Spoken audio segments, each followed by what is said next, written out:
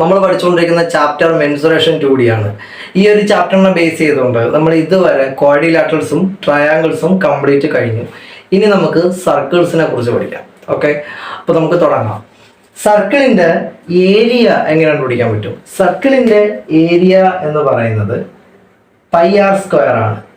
πr² ആണ് സർക്കിളിന്റെ ഏരിയ എന്ന് പറയുന്നത്. r എന്ന് പറയുന്നത് റേഡിയസ്.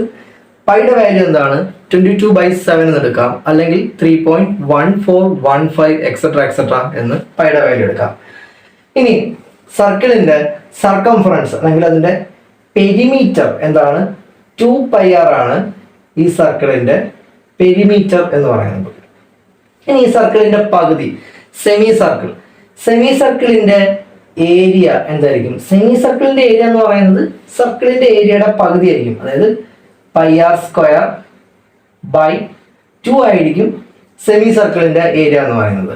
സെമി സർക്കിളിന്റെ സർക്കംഫറൻസ് എന്താണ്? സെമി സർക്കിളിന്റെ സർക്കംഫറൻസ് എന്ന് പറയുന്നത് πr+2r ആണ് സെമി സർക്കിളിന്റെ സർക്കംഫറൻസ് എന്ന് പറയുന്നത്. 2r എന്ന് പറയുമ്പോൾ ഇതിന്റെ ഡയമീറ്റർ ആണ്. അപ്പോൾ πr+ ഡയമീറ്റർ എന്നും നമുക്ക് ഇതിന്റെ പെരിമീറ്ററിനെ പറയാൻ പറ്റും. ഇനി ഈ ഒരു സെമി സർക്കിളിനകത്ത് ഇൻക്ലൂഡ് ചെയ്യാൻ പറ്റുന്ന ഏറ്റവും വലിയ ട്രയാങ്കിളിന്റെ ഏരിയ എങ്ങനെ കണ്ടുപിടിക്കാൻ പറ്റും? ഈ സെമി സർക്കിളിനകത്ത് ഇൻക്ലൂഡ് ചെയ്യാൻ പറ്റുന്ന ഏറ്റവും വലിയ ട്രയാങ്കിളിന്റെ ഏരിയ എന്ന് പറയുന്നത് സെമി സർക്കിളിന്റെ റേഡിയസിന്റെ സ്ക്വയർ ആയിരിക്കും, r² ആയിരിക്കും. ഇതെങ്ങനെ കിട്ടിയെന്ന് പറഞ്ഞാൽ, ഇപ്പൊ ഈ ട്രയാങ്കിളിന്റെ ഏരിയ കണ്ടുപിടിക്കുന്ന ഇക്വേഷൻ എന്താ? ½ അപ്പം 1/2 ഇൻറ്റു ബി. ബേസ് എന്ന് പറയുന്നത് r+r 2r ആണ്, ഇൻറ്റു ആ ട്രയാങ്കിളിന്റെ ഹൈറ്റ് എന്ന് പറയുന്നതും r തന്നെയാണ്, റേഡിയസ് തന്നെയാണ്. അപ്പൊ ഈ 2ഉം തമ്മിൽ കട്ട് ചെയ്യും. അപ്പം r × r² എന്ന് കിട്ടും. അപ്പം ഈ സെമി സർക്കിളിനകത്ത് ഇൻക്ലൂഡ് ചെയ്യാൻ പറ്റുന്ന ഏറ്റവും വലിയ ട്രയാങ്കിളിന്റെ ഏരിയ എന്ന് പറയുന്നത് ആ സെമി സർക്കിളിന്റെ റേഡിയസിന്റെ സ്ക്വയർ ആയിരിക്കും. അപ്പൊ നമുക്ക് ഇതിനെ ബേസ് ചെയ്തുകൊണ്ട് കുറച്ച് ക്വസ്റ്റ്യൻസ് ചെയ്യാം. നമ്മുടെ ആദ്യത്തെ question: The radius of two circles 7 cm and 24 cm. The area of third circle is equal to the sum of the area of the two circles. The radius of the third circle is. Okay, അവര് പറയുന്നത് രണ്ട് circle ഉണ്ട്. അതിൽ ഒന്നിന്റെ radius 7 സെന്റിമീറ്ററും മറ്റേതിൻ്റെത് 24 സെന്റിമീറ്ററുമാണ്. ഈ രണ്ട് സർക്കിളിന്റെയും ഏരിയയുടെ സമ്മാണ് മൂന്നാമത് വരുന്ന സർക്കിളിന്റെ ഏരിയ. അപ്പോൾ ഫസ്റ്റ് സർക്കിളിന്റെ ഏരിയ കണ്ടുപിടിക്കുന്ന ഇക്വേഷൻ πr². r² 7² 49 π. സെക്കൻഡ് സർക്കിളിന്റെ ഏരിയ 24 × 24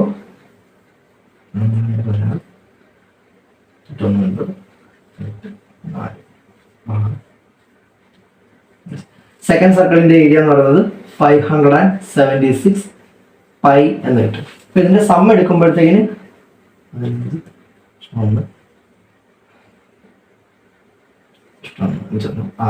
625 π ആണ് മൂന്നാമത് വരുന്ന സർക്കിളിന്റെ ഏരിയ എന്ന് പറയുന്നത്. നമ്മൾ കണ്ടുപിടിക്കുന്നത് ആ മൂന്നാമത്തെ സർക്കിളിന്റെ റേഡിയസ് എന്താണെന്നാണ് കണ്ടുപിടിക്കുന്നത്.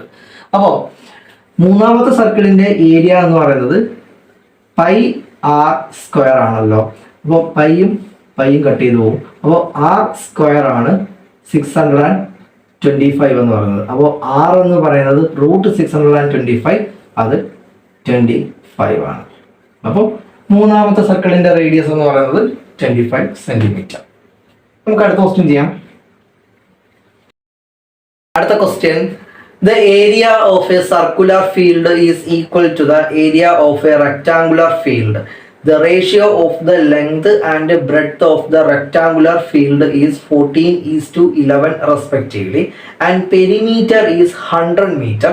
What is the diameter of circular field? Okay, അവര് പറയുന്നത് ഒരു സർക്കുലർ ഫീൽഡിന്റെ ഏരിയക്ക് ഈക്വൽ ആണ് ഒരു റെക്ടാങ്കുലർ ഫീൽഡിന്റെ ഏരിയ. എന്നിട്ട് ആ റെക്ടാങ്കുലർ ഫീൽഡിന്റെ ലെങ്തിന്റെയും ബ്രെഡ്ത്തിന്റെയും റേഷ്യോ തന്നിട്ടുണ്ട്.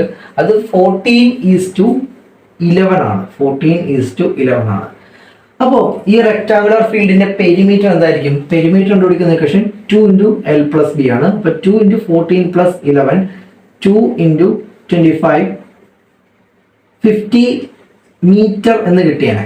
പക്ഷെ ഒരു ക്വസ്റ്റ്യൻ പറയുന്നുണ്ട് ആ റെക്ടാങ്കുലർ ഫീൽഡിന്റെ പെരിമീറ്റർ 50 മീറ്റർ അല്ല, അത് 100 മീറ്റർ ആണ്. അപ്പോൾ 50 മീറ്ററിന്റെ ആക്ച്വൽ വാല്യൂ ആണ് 100 മീറ്റർ. അങ്ങനെയാണെങ്കിൽ 1 മീറ്റർ എന്താണ് 100 ഡിവൈഡ് ബൈ 52 മീറ്റർ ആണ് 1 മീറ്റർ എന്ന് പറയുന്നത്. അപ്പോൾ 14 മീറ്റർ എന്ന് പറയുന്നത് എത്ര ആയിരിക്കും? 28 മീറ്റർ ആണ്. 11 മീറ്റർ എന്ന് പറയുന്നത് എത്ര ആയിരിക്കും? 22 മീറ്റർ ആണ്. അപ്പോൾ റെക്ടാങ്കുലർ ഫീൽഡിന്റെ ലെങ്തും ബ്രെഡ്ത്തും നമുക്ക് കിട്ടി. നമ്മൾ കണ്ടുപിടിക്കുന്നത് ആ സർക്കുലർ ഫീൽഡിന്റെ ഡയമീറ്റർ ആണ്. അവർ പറയുന്നത് സർക്കുലർ ഫീൽഡിന്റെ ഏരിയയും റെക്ടാങ്കുലർ ഫീൽഡിന്റെ ഏരിയയും ഈക്വൽ ആണ്. അപ്പോൾ സർക്കുലർ ഫീൽഡിന്റെ ഏരിയ എന്തായിരിക്കും? പൈ ആർ സ്ക്വയർ എന്ന് പറയുന്നത് റെക്ടാങ്കുലർ ഫീൽഡിന്റെ area length into breadth 28 into 22 ആയിരിക്കും. ഓക്കെ, അങ്ങനെയാണെങ്കിൽ ആർ സ്ക്വയർ എന്ന് പറയുന്നത് 28 ഇൻറ്റു 22 ഇൻറ്റു ഈ പൈ അപ്പുറത്ത് വരുമ്പോൾ വാല്യൂ തിരിഞ്ഞു വരും 7/22 എന്ന് വരും. 22ഉം 22ഉം തമ്മിൽ കട്ട് ചെയ്ത് പോകും. അപ്പോൾ ആർ സ്ക്വയർ എന്ന് പറയുന്നത് 7 ഇൻറ്റു 4 ഇൻറ്റു 7 എന്ന് വരും. അപ്പോൾ ആർ എന്ന് പറയുന്നത് ഒരു 7 എടുക്കാം, ഒരു 2 എടുക്കാം. ആർ എന്ന് പറയുന്നത് 14 സെന്റിമീറ്റർ എന്ന് കിട്ടും. റേഡിയസ് 14 സെന്റിമീറ്റർ ആണ്. അങ്ങനെയാണെങ്കിൽ ഡയമീറ്റർ എന്ന് പറയുന്നത് 28 സെന്റിമീറ്റർ ആയിരിക്കും. ഓക്കെ, നമുക്ക് അടുത്ത ക്വസ്റ്റ്യൻ ചെയ്യാം. A semicircular shaped window has diameter 98 centimeter.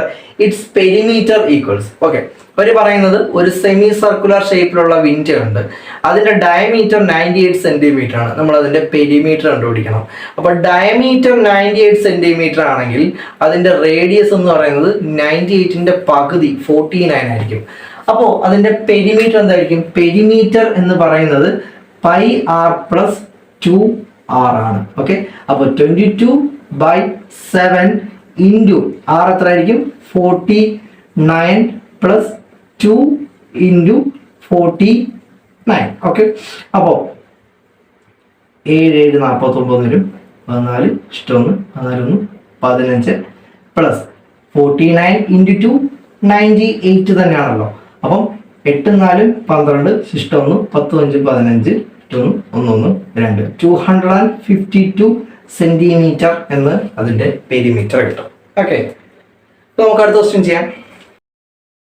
The perimeter of a semicircular area is 18 centimeter.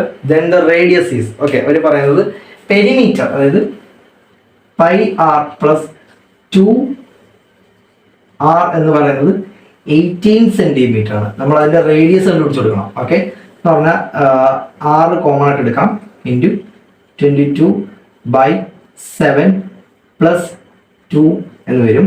അപ്പോൾ ആർ ഇൻറ്റു 22 പ്ലസ് 14/7 എന്ന് വരും. അപ്പോൾ ആർ ഇൻറ്റു 36/7 ആണ് 18 സെന്റിമീറ്റർ എന്ന് പറയുന്നത്. അങ്ങനെയാണെങ്കിൽ R is equal to 18 into 7/36 ആണ്. 18 ഇൻറ്റു 2 ആണ് 36. അപ്പോൾ 3.5 എന്ന് വരും. അപ്പോൾ നമുക്ക് സർക്കിളിനെ ബേസ് ചെയ്തുകൊണ്ട് ഇത്രയും ക്വസ്റ്റ്യൻസ് ചെയ്യാം. ഇനി നമുക്ക് അടുത്ത ക്ലാസ്സിൽ പോളിഗൺസിനെ കുറിച്ച് പഠിക്കാം. Okay, thank you.